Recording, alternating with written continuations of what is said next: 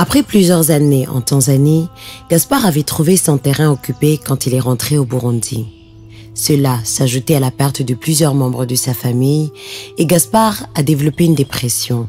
Il a sombré dans l'alcool et les stupéfiants pour pouvoir oublier ses misères.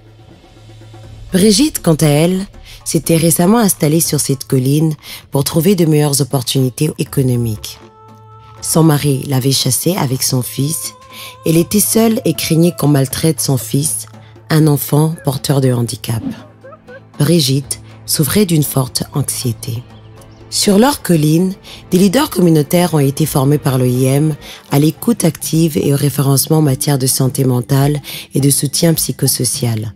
C'est comme ça qu'ils ont reconnu chez Gaspard et chez Brigitte des signes de souffrance psychologique. Ils les ont alors référés à l'équipe des psychologues de l'OIM qui se sont entretenus avec eux individuellement. Les psychologues ont analysé que Gaspard présentait des signes de troubles psychiques et l'ont référé auprès d'un centre de soins mentaux où elle était prise en charge.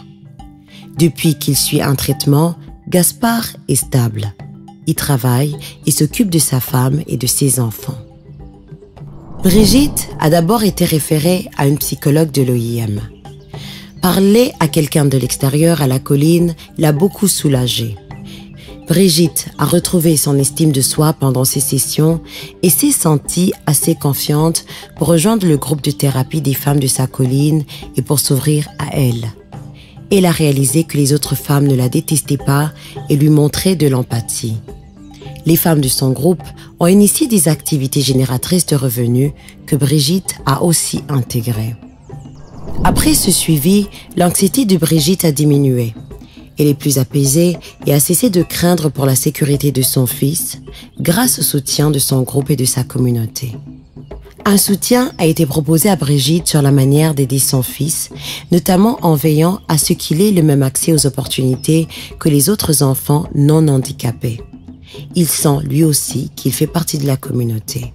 Aujourd'hui, Gaspard et Brigitte retrouvent confiance dans l'avenir. Ils ont partagé leurs histoires lors des dialogues communautaires organisés par l'OIM pour renforcer la cohésion sociale et le développement de la communauté. Ils encouragent chacun à prendre soin de sa santé mentale.